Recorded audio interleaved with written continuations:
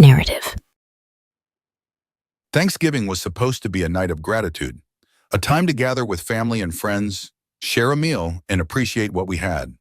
But that night, as I sat at the dinner table surrounded by people I had known for years, I never expected my wife to turn me into the main joke of the evening. The meal had been going well.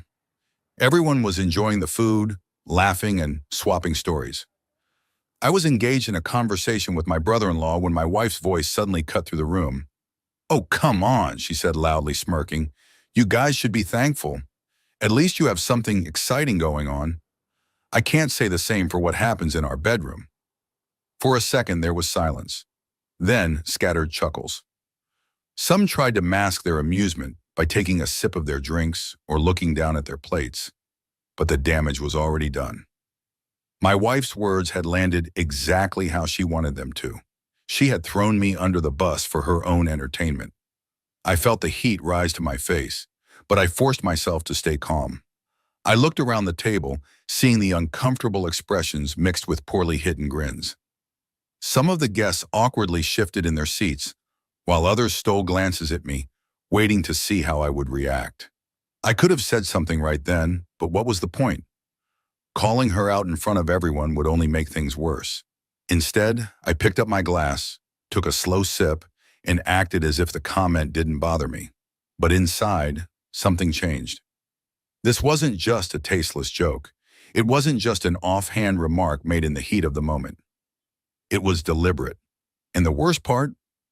This wasn't the first time. I thought back to other times when she had made similar comments, maybe not as direct, but enough to chip away at my dignity little by little. She never did it in private, always in front of an audience, whether it was her friends, family, or even coworkers. And I had let it slide every time. But this was different. The night went on, but I was no longer really there. I laughed when necessary, responded when spoken to, but my mind was elsewhere. I noticed how she carried on as if nothing had happened, as if humiliating me was just another casual conversation for her. When the meal ended and people started clearing their plates, I got up to help. I moved mechanically, stacking dishes, carrying them to the sink. My wife was still chatting with a few guests, completely unbothered. It was like the moment had never even happened for her. But for me, that was the moment I decided things were going to change. Once the last guest left and the front door clicked shut, the house fell into an eerie silence. The warmth and noise of the Thanksgiving gathering had disappeared, leaving behind only the mess of empty plates, half-finished drinks, and crumpled napkins. I stood in the kitchen, rinsing a plate under the faucet, my mind still replaying what had happened at the dinner table. I waited for her to say something, anything. Maybe an apology, maybe a casual acknowledgement of what she had done. But nothing. She walked in humming to herself, gathering a few glasses from the counter like she hadn't just humiliated me in front of everyone. I turned off the faucet, dried my hands, and finally broke the silence. "So that little joke at dinner, was that really necessary?" I asked, keeping my tone even. She barely looked up. "Oh, come on, don't be so sensitive. It was just a joke." "Just a joke," I nodded slowly, exhaling through my nose. "Right, a joke. And humiliating me in front of our friends and family? That's funny to you?" She scoffed, placing the glasses in the sink. "Oh, please. No one even cared. You're acting like I insulted you in some serious way." Everyone was laughing. It wasn't that big of a deal. I clenched my jaw, staring at her, trying to understand how she could be so casual about it. No one cared? I sure as hell did. I could have kept going, could have pointed out how this wasn't the first time she had done something like this. But I stopped myself. What was the point? She wasn't listening. She never listened. She grabbed a bottle of wine from the counter, poured herself a glass, and took a sip, completely unbothered. "You're overreacting," she added with a shrug. "You always do." There it was, the way she always twisted things, making me feel like I was the problem, like I was being too sensitive, too dramatic. For years I had let things slide. I had ignored the little jabs, the passive-aggressive comments, the way she dismissed me when I tried to express how I felt. But tonight, something felt different. I didn't argue. I didn't push the conversation any further. I just watched her for a moment before turning and walking out of the kitchen. I headed upstairs, loosened my tie, and sat down on the edge of the bed. The house was quiet again, but my mind wasn't. I kept thinking about how easy it was for her to make a fool out of me, how confident she was that I wouldn't do anything about it. And for a long time, she had been right. I glanced at my reflection in the mirror across the room. The man staring back at me looked tired, but something was shifting, something I hadn't felt in a long time. I wasn't going to let this slide, not this time. The next morning, I got up earlier than usual. I didn't wake her. I didn't even glance in her direction as I got dressed and left the bedroom. There was no point in having another pointless conversation about the night before. She had made it clear how little she cared. I grabbed my keys and walked out the door without my usual routine of making coffee or checking emails. Instead, I drove straight to the gym. I hadn't been there in months, maybe even longer. Life had gotten in the way: work, responsibilities, and a marriage where I felt more like an accessory than a partner. But standing there in front of the gym, I realized something. I had let myself go. Not just physically, but mentally. I stepped inside, signed up for a new membership, and got to work. The first few days were rough. My muscles ached, and I felt out of breath quicker than I remembered. But I kept pushing. It wasn't just about getting in shape. It was about reclaiming something I had lost. Every rep, every drop of sweat was a reminder that I was taking back control. Outside of the gym, I made other changes. Small ones at first. I started dressing better, trading in my usual worn-out jeans and baggy t-shirts for fitted clothes that actually looked good on me. I got a haircut, something I hadn't really put much thought into in years. I focused on my posture, on the way I carried myself. At home, I didn't announce these changes. I didn't seek her approval or even acknowledge her reactions. But I noticed the way she started watching me more closely. At first, she didn't say much, just glanced at me when I came home from the gym, maybe lingering a little longer when I walked past her. But I knew she noticed, and I kept going.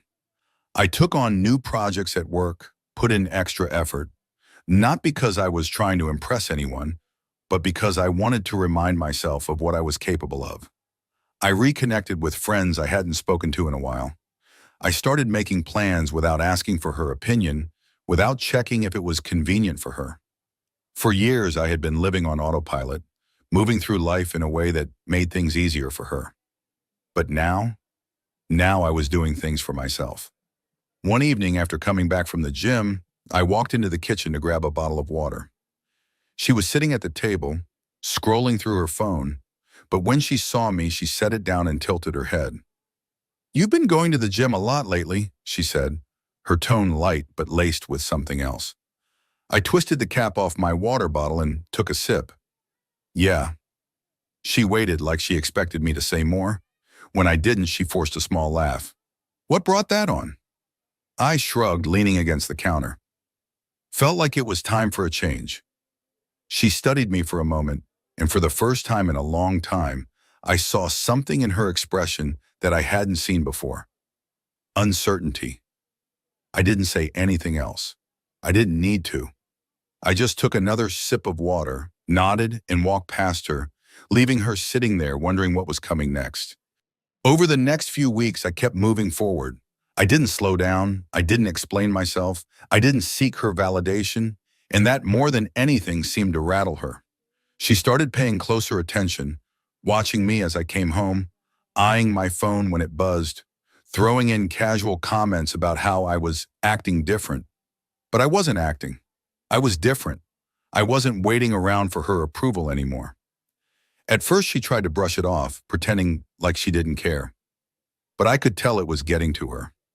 One night, while I was getting ready to go out, something I never used to do without checking with her first, she leaned against the doorframe and crossed her arms. "Where are you going?" she asked, keeping her tone light, but I could see the tension in her face. "Out," I said, buttoning my shirt. "With who?" I grabbed my watch from the dresser and put it on. "Some friends from work." She let out a short laugh, shaking her head. "You never used to go out like this." I met her eyes through the mirror. Yeah, I guess I didn't. I saw the way her lips pressed together. She wasn't used to this. She was used to having control, used to me being predictable, always available, always bending to whatever fit her needs. But now she was the one feeling unsure. A few nights later, I was in the living room responding to messages when she sat down next to me. "You've been really busy lately," she said, her voice softer than usual. I nodded. "Yeah." She hesitated before speaking again. "You know, if something's wrong, you can talk to me." I almost laughed at that. Now she wanted to talk. After years of dismissing me, after brushing off every time I tried to bring up how I felt, now when she could feel the shift happening, when she could sense that she was losing her grip, I didn't take the bait. I didn't reassure her. I didn't tell her everything was fine. I just looked at her, held her gaze for a moment, then went back to my phone. That silence said more than words ever could. She started trying harder after that. Little things at first. She'd cook dinner more often, bring up old memories, mention places we used to go when things were better. She tried to act like nothing had changed, like we could just fall back into our old roles. But I wasn't playing along. One night she reached for my hand while we were sitting on the couch. It was something she hadn't done in months, maybe even longer. I didn't pull away, but I didn't hold on either. Because for the first time in a long time, I wasn't the one chasing. The changes in her behavior became more obvious after that night. She started trying harder, but it wasn't out of love or genuine effort. It was out of fear. Fear of losing control. Fear of no longer being the one pulling the strings. She would randomly compliment me, something that hadn't happened in years. "You look good today," she'd say, studying me like I was a stranger she was trying to figure out. I'd nod. "Thanks." No excitement, no eagerness, just a simple acknowledgement. She started texting me more during the day, asking about my schedule, wanting to know when I'd be home. She had never cared much before. If I came home late from work, she barely noticed. Now she was suddenly interested in my whereabouts. One evening, as I was getting ready for the gym, she leaned against the doorway watching me tie my sneakers. "You've really committed to this whole fitness thing," she said. I nodded. "Yeah." She hesitated before speaking again. "Are you doing this for someone?" I paused, looking up at her. The insecurity in her voice was something I had never heard before. I could see it in her eyes. She was trying to figure out if I had already moved on, if I had found someone else. I didn't answer right away. I let the silence stretch between us. Then I stood up, grabbed my keys and said, "I'm doing this for myself." And that was the truth. She didn't like that answer. She wanted me to say something that would make her feel secure again, something that would let her slip back into the comfort of knowing she had control. But I wasn't giving her that satisfaction. She started pushing harder after that. One night, she cooked my favorite meal, a dish she hadn't made in years. She set the table, lit candles, and even poured me a drink before I sat down. I took a bite. It was good. It always had been. But I wasn't going to pretend this was some magical fix. "This is nice," I said, keeping my voice neutral. She smiled, relieved. "I thought it would be. I know we've been a little off lately, but maybe we just need to spend more time together." I let her talk. I let her explain how things could go back to normal, how we could work on things. But the more she spoke, the more I realized she wasn't apologizing. She wasn't acknowledging anything she had done. She was just trying to reset things back to the way they were. And I wasn't interested in that. Later that night, as she reached for my hand again, I let her. But I didn't hold on, because I knew something she didn't. I wasn't the same man she had spent years belittling, and I wasn't going to be that man ever again. The shift between us was undeniable now.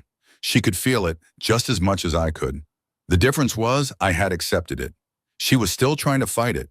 She started making last-minute plans for us. Dinners, weekend getaways, things she had never put much effort into before. She wanted to go back to the version of us that had existed when she held all the power.